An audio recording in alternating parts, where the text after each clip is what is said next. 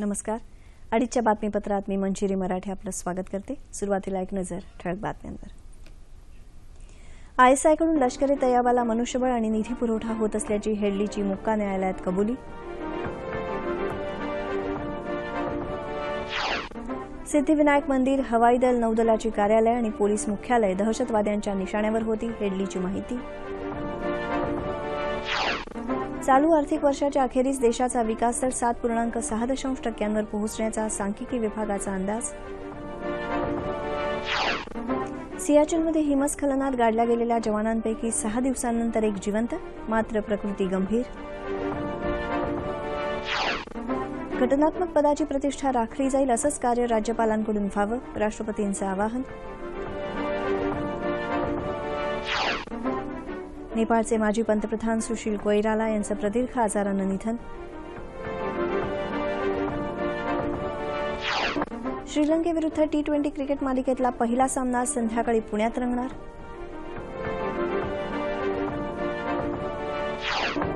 आणि दक्षिण आशियाई क्रीडा स्पर्धेत आतापर्यंत 54 सुवर्णपदकं मिळवत भारत अव्वल स्थानावर. आता सविस्तर वृत्त. पाकिस्तानी गुप्तहेर संघटना आयएसआय आणि दहशतवादी संघटनांमध्ये साटलोट असल्याचा आणखी एक गौप्यस्फोट डेव्हिड हेडलीनं आज केला. 2008 मधल्या मुंबई दहशतवादी हल्ल्याप्रकरणी या कटाचा सूत्रधार आणि लष्कर ए तैयबाचा दहशतवादी डेव्हिड हेडलीची साक्ष आज दुसऱ्या दिवशीही मुंबईतल्या विशेष न्यायालयात नोंदवण्यात येत आहे. त्यावेळी हेडलीनं हा खुलासा केला. हेडली सध्या अमेरिकेच्या ताब्यात असून व्हिडिओ कॉन्फरन्सिंगद्वारे त्याची साक्ष नोंदवण्यात येत आहे. मुंबईत ताज हॉटेलमध्ये भारतीय संरक्षण शास्त्रज्ञांची परिषद चालू असताना तिथेच हल्ला करण्याची लष्कर ए तैयबाची योजना होती, अशी माहिती आज हेडलीनं न्यायालयाला दिली. या संदर्भात पाकिस्तानात मुझफ्फराबाद इथं एक बैठक झाली होती. या बैठकीला साजिद मीर, अबू खाफा आणि आपण स्वतः हजर होतो, अशी माहिती हेडलीनं दिली. या बैठकीत ताज हॉटेलची रेकी करण्याची कामगिरी हेडलीकडे सोपवण्यात आली होती. पाकिस्तानी लष्कराचा निवृत्त अधिकारी अब्दुल रहमान पाशा याचीही 2003 मध्ये भेट घेतल्याचं हेडलीनं कबूल केलं. अल कायदा या दहशतवादी संघटनेविषयी माहिती असल्याचंही त्यानं सांगितलं. झकीउर रहमान लखवी हा लष्कर ए तैयबाचा कमांडर असल्याचंही हेडलीनं सांगितलं. लष्कर ए तैयबा, जैश ए मोहम्मद आणि हिजबुल मुजाहिदीन या सर्व दहशतवादी संघटना युनायटेड जिहाद काउन्सिल याच्या छत्राखाली एकत्र काम करतात, अशी ही माहिती हेडलीनं दिली. 2003 मध्ये लष्कर ए तैयबा संघटनेचा मेळावा झाला होता. त्यात मौलाना मसूद अझहरचं भाषण झालं होतं आणि त्यानं भारतात केलेल्या कारवाईंची माहिती दिली होती, असंही हेडलीनं सांगितलं. 2006 मध्ये आयएसआयचा हस्तक मेजर इक्बालची पाकिस्तानात भेट घेतली. त्यावेळी पाकिस्तान लष्कराचा कर्नलही उपस्थित होता, असंही हेडलीनं सांगितलं. आयएसआयचे गुप्तहेर म्हणून काम करण्यासाठी भारतीय लष्कराच्या अधिकाऱ्यांना फोडण्याचं कामही हेडलीवर सोपवण्यात आलं होतं. आयएसआयकडून लष्कर ए तैयबाला वित्तीय, मनुष्यबळ आणि शस्त्रास्त्रांची मदत दिली जाते, असंही हेडलीनं सांगितलं. मुंबईत नौदल, हवाई दलाची कार्यालय, पोलीस मुख्यालय आणि सिद्धिविनायक मंदिर ही स्थळंही दहशतवाद्यांच्या निशाण्यावर होती, असंही त्यानं सांगितलं.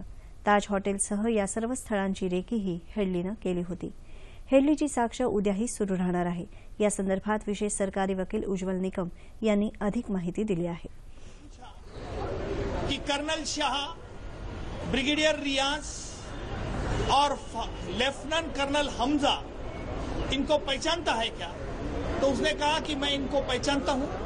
ये लोग आईएसआई में काम करते हैं एंड दे कोऑर्डिनेट विथ लश्कर ए तैयबा, ये भी उसने बात की. दूसरी बात उसने कही कि मैंने Bambai hotel Taj, hotel Oberoi, CST railway station, naval headquarters, police headquarters इनका और छाबाड़ हाउस इनका मैंने सर्वे किया था और इनका मैंने वीडियोग्राफ लिया था और मैंने जीपीएस की जिसके द्वारा मैंने लैंडिंग साइट का लोकेशन उसमें नोट किया था और वह सब उनकी इमेजेस और जीपीएस मैंने अबू काफा और साजिद मीर और मेजर इकबाल को इन्होंने ये सभी चीजें दी थी. ये भी बात उन्होंने आज कोर्ट में कही. चालू आर्थिक वर्षात भारतीय अर्थव्यवस्थेचा विकास दर 7.6% इतका राहण्याचा अंदाज असून गेल्या 5 वर्षातला तो सर्वाधिक दर असेल. उत्पादन आणि कृषी क्षेत्रातल्या प्रगतीच्या जोरावर भारतानं आर्थिक विकास दरात चीनलाही मागे टाकलं आहे. चालू आर्थिक वर्षातील तिसऱ्या तिमाहीत विकास दर 7.3% इतका नोंदवला गेला आहे. गेल्या वर्षीच्या तुलनेत विकास दरात सुधारणा झाली आहे, मात्र दुसऱ्या तिमाहीच्या तुलनेत विकास दरात किरकोळ घसरण झाली आहे. केंद्रीय सांख्यिकी विभागानं जारी केलेल्या आकडेवारीनुसार हा विकास दर प्रमुख वित्त संस्थांनी वर्तवलेल्या अंदाजापेक्षा अधिक आहे. देशाचा सर्वोच्च विकास दर 2010-11 या आर्थिक वर्षात 8.9% होता. सध्या विकास दर 7.6% पोहोचणं ही सकारात्मक बाब असून सरकारनं गेल्या 1.5 वर्षात राबवलेल्या आर्थिक सुधारणांचा हा परिणाम असल्याचं आर्थिक मंत्रालयाचे सचिव शक्तिकांत दास यांनी सांगितलं. जम्मू काश्मीरमधल्या सियाचीन या अतिदुर्गम सीमावर्ती भागात गेल्या 3 तारखेला झालेल्या हिमस्खलन दुर्घटनेत 10 जवान गाडले गेले होते. बर्फाखाली गाडल्या गेलेल्या या जवानांचा शोध मोहिमेत लान्स नाईक, हनुमंत थप्पा हे तब्बल 6 दिवसांनंतर जिवंत सापडले आहेत. 25 फूट बर्फाखाली अडकलेल्या थापा यांची प्रकृती गंभीर असून त्यांना उपचारांसाठी नवी दिल्लीत आणण्यात आलं असून आर रुग्णालयात त्यांच्यावर उपचार सुरू आहेत. पंतप्रधान नरेंद्र मोदी आणि लष्कर प्रमुख दलबीर सिंग सुहाग यांनी रुग्णालयात जाऊन हनुमंत थप्पा यांच्या प्रकृतीची चौकशी केली. या दुर्घटनेतल्या 5 जवानांचे मृतदेह हाती लागले असून अन्य 4 शोध घेण्यात येत आहे. दरम्यान या दुर्घटनेच्या पार्श्वभूमीवर सियाचीनमधून भारतीय सैन्य काही काळासाठी मागे घेण्याची शक्यता संरक्षण मंत्री मनोहर पर्रिकर यांनी फेटाळून लावली आहे.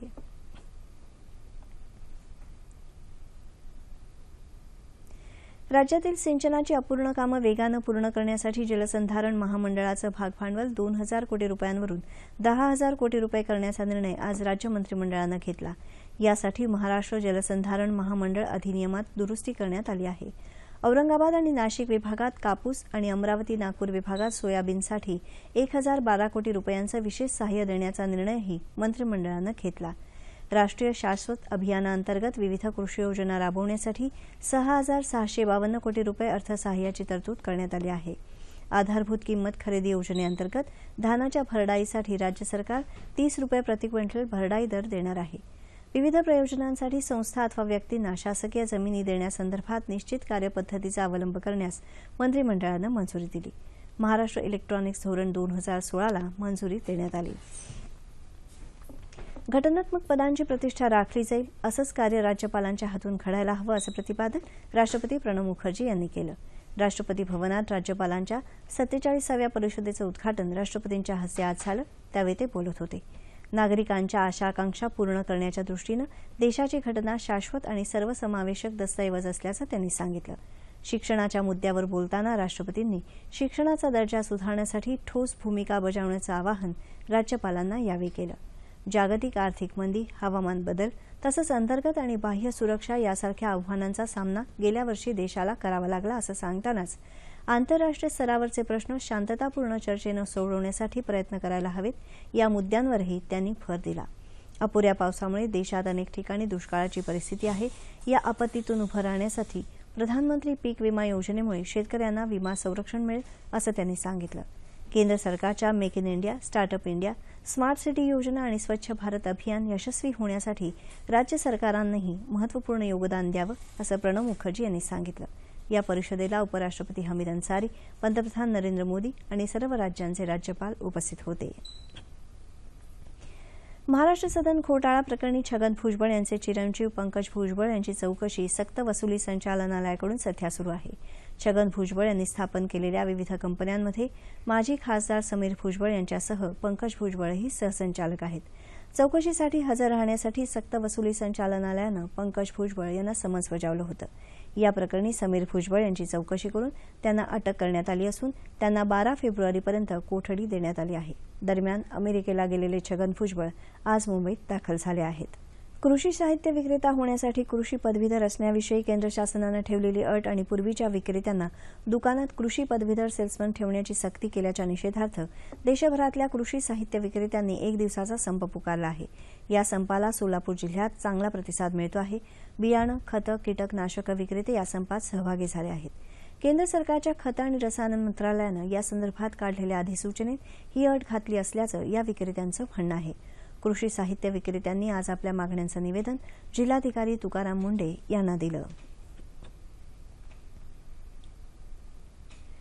गडचिरोली इथल्या सिरोंचा तालुक्यातील पोचमपल्ली गावाजवळ तेलंगणा सरकारच्या वतीनं उभारण्यात येत आलेल्या मेरीगड्डा कालेश्वर सिंचन प्रकल्पामुळे इथल्या 22 गावांना फटका बसत आहे. त्यामुळे इथल्या शेतकरी आणि नागरिकांनी या प्रकल्पाला विरोध दर्शवला आहे. या प्रकल्पाचा आढावा घेण्यासाठी गडचिरोली चिमूरचे खासदार अशोक नेते यांनी काल धरणस्थळाला भेट देऊन शेतकऱ्यांशी चर्चा केली. महाराष्ट्र आणि तेलंगणा राज्याच्या सीमेवर असलेल्या गोदावरी नदीवर हा प्रकल्प उभारण्यात येणार आहे. याचा कोणताही फायदा महाराष्ट्राला होणार नाही असा आरोप शेतकरी करत आहेत. या प्रकल्पामुळे जर शेतकऱ्यांचं नुकसान होणार असेल तर प्रकल्पाला विरोध करू असे नेते यांनी म्हटलं आहे. आपल्या विविध मागण्यांकडे लक्ष वेधण्यासाठी सोलापूर जिल्हा अंगणवाडी कर्मचाऱ्यांनी काल मोर्चा काढून निदर्शनं केली.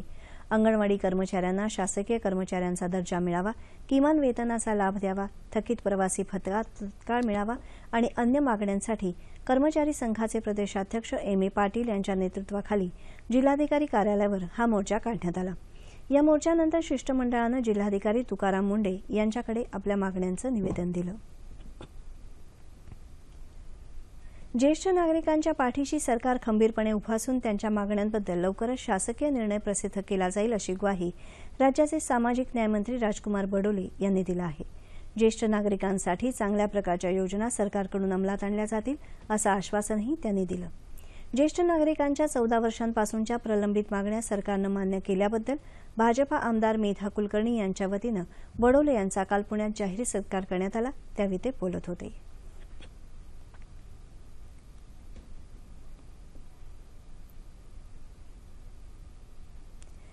गडचिरोली जिल्ह्यात सिंचन व्यवस्थेअभावी शेतकऱ्यांना पावसाच्या पाण्यावरच अवलंबून राहावं लागतं. या परिस्थितीवर मात करत गावातल्याच एका प्रगतीशील शेतकऱ्यानं गावकऱ्यांच्या मदतीनं श्रमदानातून सिंचनाची सोय केल्यामुळे या ठिकाणी मोठ्या प्रमाणावर रब्बीचं पीक घेण्यात येत आहे. दुर्गम प्रदेश, पाणी टंचाई यामुळे गडचिरोली जिल्ह्यातल्या भामरागड तालुक्यातल्या जिसगाव या गावातले शेतकरी अतिशय हलाखीच्या परिस्थितीत जगत होते. अशा प्रतिकूल परिस्थितीमुळे ग्रासलेल्या गावकऱ्यांची ही समस्या सोडवण्यासाठी गावातल्याच सीताराम मडावी या प्रगतीशील शेतकऱ्यांनी पुढाकार घेतला. जिसगावपासून काही अंतरावर असलेल्या मामा तलावातून श्रमदानाच्या माध्यमातून पाणी आणून 170 मीटरचा नहर तलाव, 1 शेततळं आणि 4 विहिरींची निर्मिती केली आणि गावकऱ्यांचा पाणी प्रश्न सोडवला. यासोबत मडावी भामरागड तालुक्याचे कृषी अधिकारी दिलीप राऊत यांच्या सहकार्यानं शेतकऱ्यांना कोणत्या वातावरणात कोणतं पीक घेणं फायद्याचं आहे, आधुनिक पद्धतीने शेती याबद्दल सतत मार्गदर्शन करत असतात. मागील 2-4 वर्षापासून आधुनिक पद्धतीने शेती करू लागलो आणि श्री पद्धतीचा अवलंब करून चांगल्या तऱ्हेने उत्पन्न मिळू लागले आणि ह्या पुस्तकांच्या तज्ञांच्या मार्गदर्शक आणि शासनाचा हातभार हे सगळं मिळून थोडाफार आर्थिक उन्नती होत आहे. कृषी विभागामार्फत त्यांना वाचनालय स्थापन करून देण्यात आलं, तर त्याचा वापर ते या भागातील शेतकऱ्यांना कृषीविषयक जे माहिती आहे तर ते त्यांच्या भाषेमध्ये समजून सांगण्याकरता काही जे तज्ञ म्हणजे काही सुज्ञ किंवा काही सुशिक्षित जे तरुण आहेत तर त्यांना या गोष्टीकडे वाढवण्यासाठी त्यांचे प्रयत्न चालू आहेत. मडावी यांच्या प्रयत्नांमुळे आज संपूर्ण गाव सिंचनाखाली आलं असून या ठिकाणी कांदा, टोमॅटो, मिरची, ज्वारी, चणे, लसूण ही रब्बी पिकं मोठ्या प्रमाणावर घेतली जातात.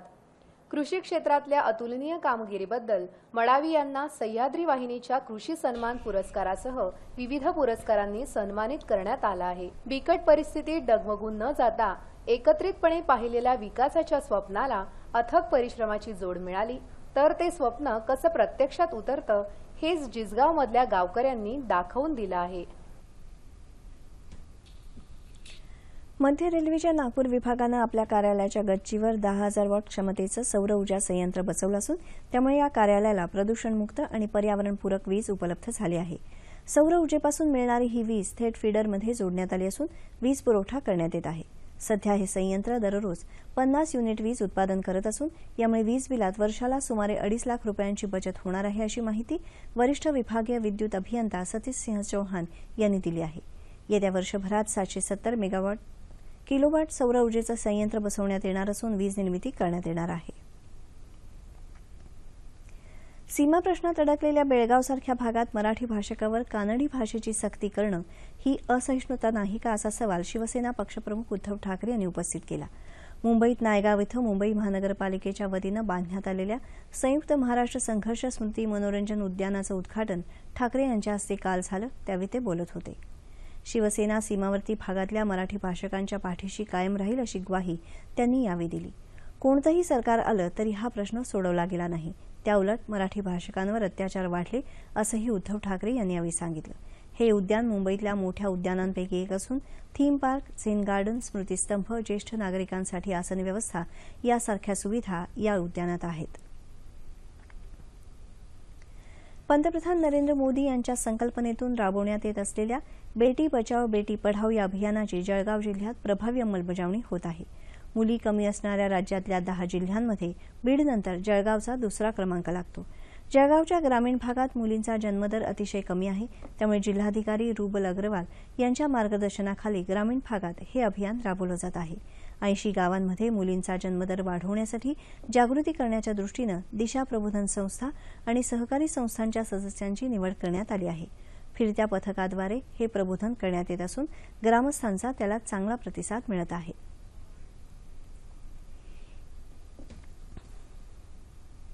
तो आपल्या गावामध्ये जे बी काही पहिले झालेलं आहे ते सोडा आणि आता चालूमध्ये बेटी पढाओ आणि बेटी बचाओ याच्यावर लक्ष द्या.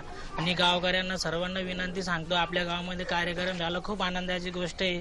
आणि याला आपण गावातून संस्था करून आपण त्यांना साथ देऊ आणि त्यांचे जे कामं सांगितले आपल्या प्रमाणित जे सांगितले प्रमाणे आपण पुढे चालून ते करू. ग्रामीण भागामध्ये खूप चांगल्या पद्धतीनं ग्रामस्थांचा प्रतिसाद देखील मिळत आहे. मोठ्या संख्येने ग्रामस्थ या पथनाट्याला प्रतिसाद देत आहे आणि त्या ठिकाणी संकल्प करत आहेत. मुलींना जन्म देण्याचा आणि मुलींना शिक्षण देण्याचा खूप चांगल्या पद्धतीनं संकल्प आज ग्रामीण भागामध्ये मोठ्या प्रमाणात करत आहे.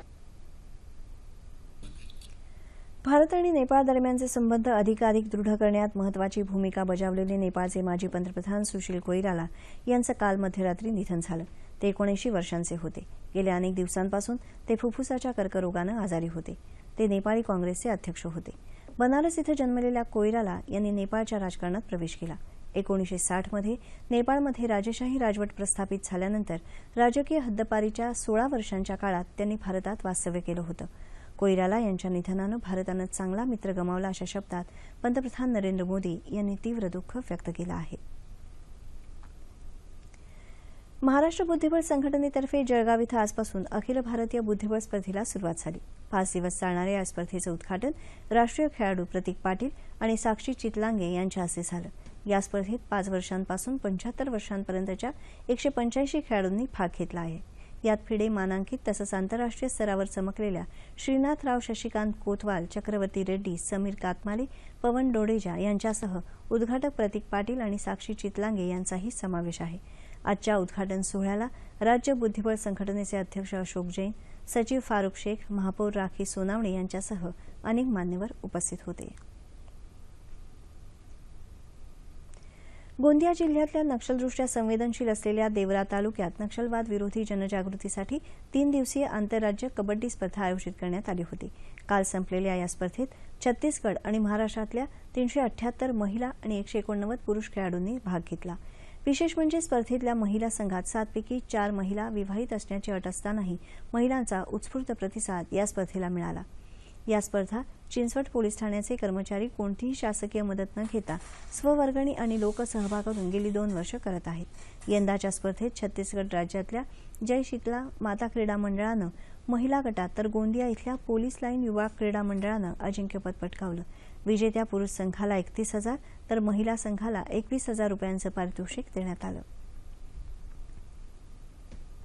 भारत आणि श्रीलंका क्रिकेट संघांमधला पहिला T20 क्रिकेट सामना आज पुण्यातल्या गहुंजे स्टेडियमवर होणार आहे. T20 विश्वचषक स्पर्धेच्या पार्श्वभूमीवर दोन्ही संघांसाठी हा सामना महत्वाचा ठरणार आहे. काल दोन्ही संघांनी गहुंजेच्या मैदानावर सराव केला. भारतीय संघानं नुकतीच ऑस्ट्रेलियाविरुद्धची T20 मालिका जिंकल्यामुळे संघाचं मनोबल उंचावलं आहे. भारतीय संघ श्रीलंकेविरुद्धची ही मालिकाही जिंकून विजयी परंपरा कायम ठेवेल असा विश्वास कर्णधार धोनीनं काल पत्रकार परिषदेत व्यक्त केला. तर आपल्या संघातले बरेच खेळाडू नवोदित असले तरी आम्ही सर्वोत्तम खेळ करून जिंकण्याचा प्रयत्न करू असं श्रीलंकेचा कर्णधार दिनेश चांदिमल यानं म्हटलं आहे. आसाम इथं सुरू असलेल्या 12व्या दक्षिण आशियाई क्रीडा स्पर्धेत चमकदार कामगिरी कायम राखत भारतीय खेळाडूंनी आज 6 सुवर्णपदकं आणि 1 रौप्य पदकाची कमाई केली. तिरंदाजी स्पर्धेत भारताच्या दीपिका कुमारी, मोमायला देवी आणि लक्ष्मी राणी माझी या महिलांच्या संघानं सुवर्णपदक जिंकलं.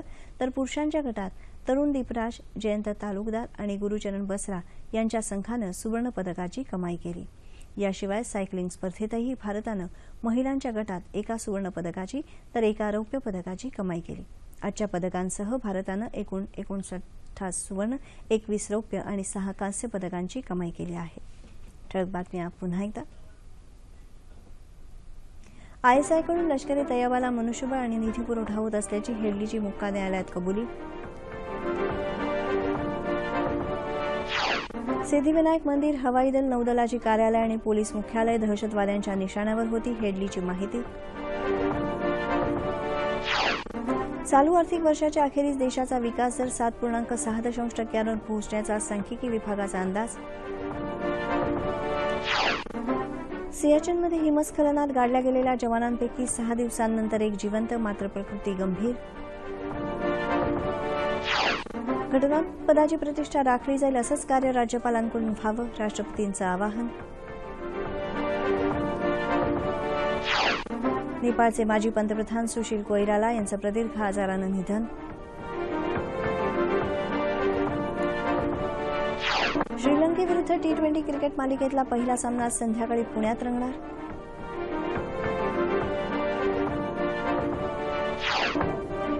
आणि दक्षिण आशियाई क्रीडा स्पर्धेत आतापर्यंत 54 सुवर्णपदकं मिळवत भारत अव्वल स्थानावर.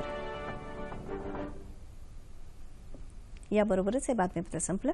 पुन्हा भेटूया संध्याकाळी 5 वाजता सह्याद्री वाहिनीवर.